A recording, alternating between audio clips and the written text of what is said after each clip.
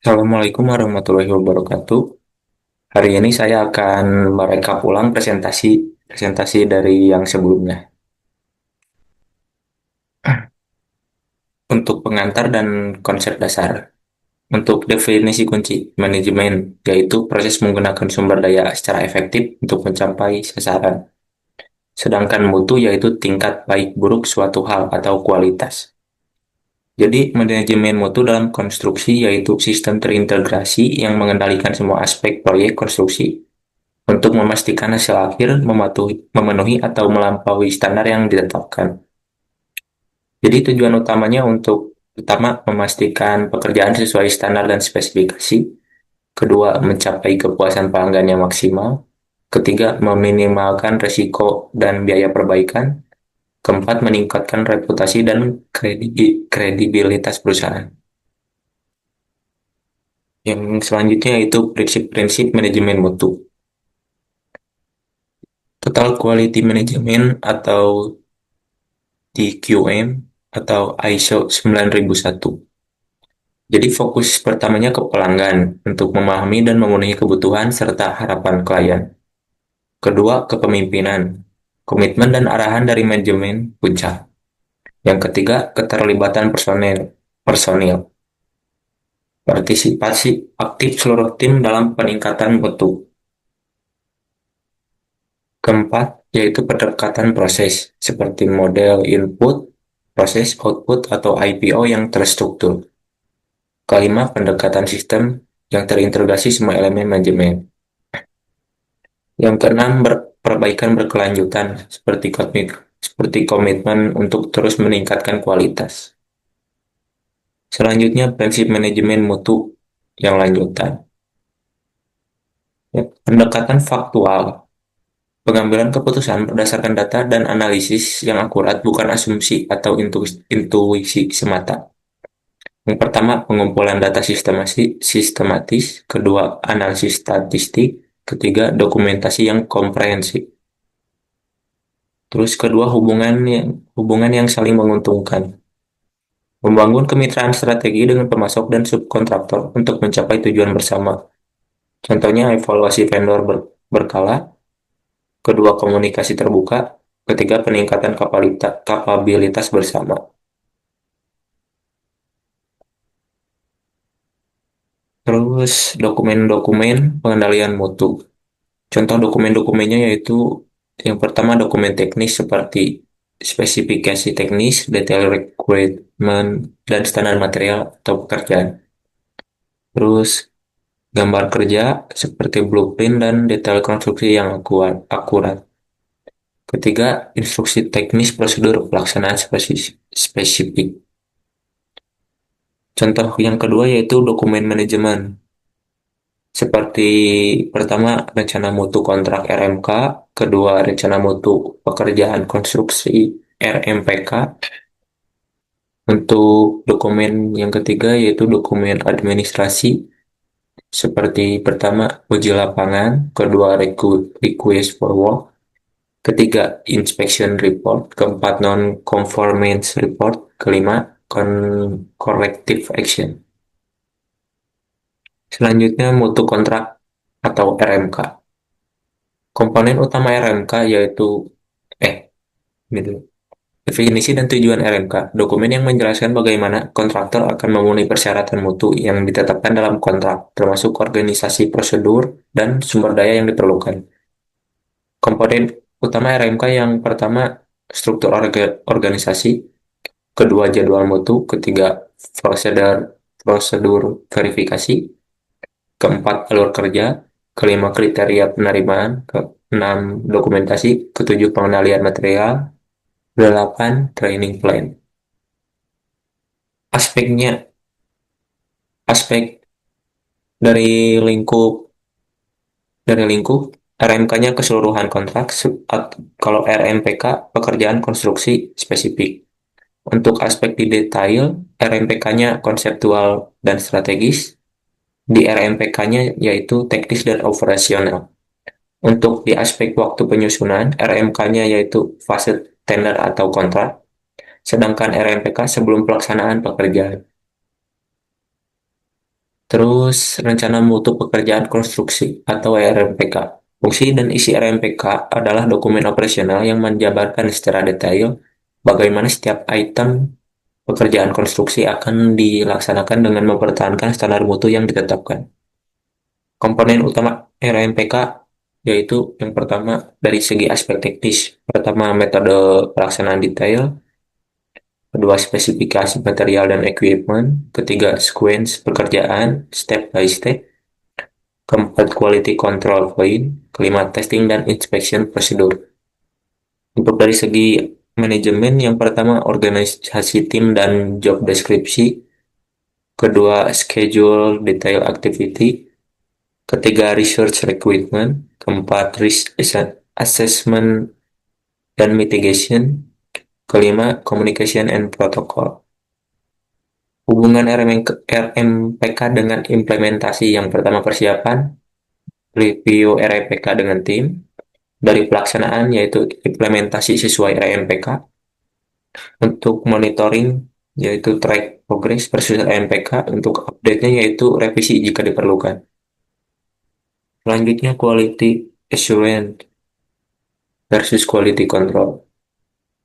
Dari aspek fokus quality control, proses dan sistem, sedangkan dari quality assurance proses dan sistem, sedangkan dari quality control produk dan hasil akhir. Dari segi aspek waktu, untuk QA sepanjang siklus proyek, sedangkan untuk QC saat dan setelah produksi.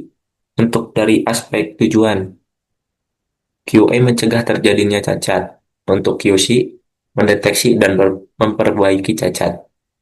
Untuk aspek pendekatan, di QA proaktif dan preventif, sedangkan di QC reaktif dan korektif. Untuk aspek aktivitas, QA yaitu audit sistem, training, dan prosedur. Sedangkan QC yaitu inspeksi, testing, dan pengukuran. QA activities, yang pertama pengembangan sistem manajemen mutu, kedua internal audit berkala, ketiga training dan sertifikasi personil, keempat vendor qualification, kelima process improvement. Untuk yang QC activities yaitu yang pertama material testing dan inspection, kedua dimensional checking, ketiga visual inspection, keempat performance testing, kelima final acceptance testing. Selanjutnya strategi peningkatan kualitas konstruksi. Tujuan mutu yaitu penetapan objektif yang smart. Untuk daftar tugasnya yaitu identifikasi critical activities. Untuk bagian tanggung jawabnya yaitu assignment yang jelas. Untuk bagian risk assessment, identifikasi dan mitigasi. Untuk implementasi dan strateginya di bagian monitoring dan dokumentasi, yang pertama KPI dashboard, real time quality metrics, yang kedua progress tracking, milestone monitoring, yang ketiga issue log, problem identification system, yang keempat lesson learn knowledge management. Dari segi pelatihan dan edukasi seperti pertama technical training, skill development, kedua quality awareness, culture building, ketiga certification program, kompetensi validation. Selanjutnya penerapan teknologi untuk jaminan kualitas. Quality management software. Contohnya quality management software, yaitu sistem terintegrasi untuk tracking, dokumentasi, dan reporting quality activities. Yang kedua, automated testing, yaitu perangkat otomatis untuk testing material dan quality control yang konsisten. Yang ketiga yaitu data analisis big data untuk predictive quality management dan trend analysis. Yang keempat, IoT sensor, yaitu sensor real time untuk monitoring kondisi konstruksi dan environmental factor. Untuk contoh digital inspection tool seperti 3D scanning, drone inspection, digital documentation, dan mobile apps. Untuk Di bagian standarisasi, proses digital seperti pertama BIM integration, kedua workflow automation, ketiga cloud integration, yang keempat AI powered power QC. Jadi manfaat teknologi dalam quality management yaitu untuk peningkatan akurasi, efisiensi, konsistensi, traceability, dan kemampuan prediktif dalam manajemen mutu konstruksi. Material konstruksi inovatif. Keuntungannya yaitu pertama durabilitas dan life cycle cost yang lebih baik. Kedua, performance superior dalam kondisi ekstrim. Ketiga, sustainability dan environmental benefit. Yang keempat, innovation, value, and competitive advantage. Untuk tantangannya yaitu higher initial cost dan investment. Yang kedua, limited long-term performance data. Yang ketiga, specialist expertise recruitment. Yang keempat, regulatory dan standar adoption. Selanjutnya, value engineering atau VA dalam konstruksi. Definisi value engineering metodologi yaitu metodologi sistematis untuk meningkatkan nilai proyek dengan mengoptimalkan fungsi sambil meminimalkan biaya tanpa mengorbankan kualitas, performa, atau reliability. Prinsip dasar value engineering dalam value engineering adalah bahwa nilai value merupakan hasil perbandingan antara function dan biaya atau cost yang dirumuskan dalam bentuk value sama dengan function atau cost.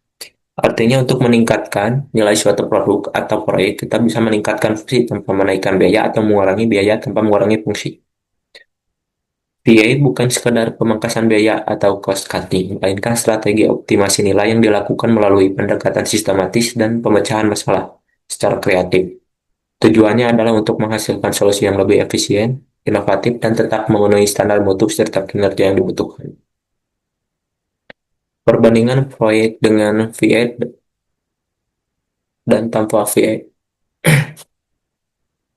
Untuk aspek biaya dengan VA, yaitu biaya dioptimalkan melalui analisis fungsi, sedangkan tanpa VA, perhitungan biaya konvensional berpotensi melebihi anggaran.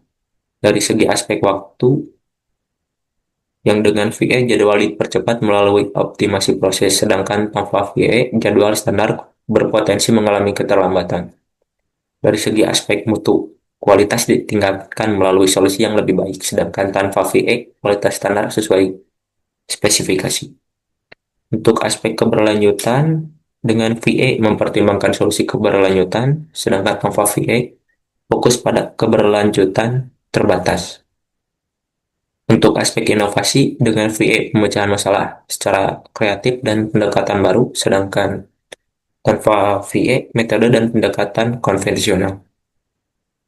Proyek dengan VA implementation menunjukkan signifikan improvement dalam cost efficiency, timeline, performance, dan stakeholder satisfaction dibandingkan konvensional approach. Jadi kesimpulannya, manajemen mutu dalam konstruksi memastikan proyek berjalan sesuai standar, efisien, dan memuaskan semua pihak.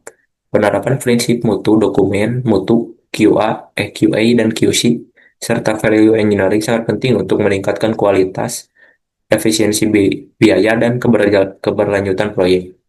Dukungan teknologi dan material inovatif juga turut memperkuat mutu dan hasil konstruksi.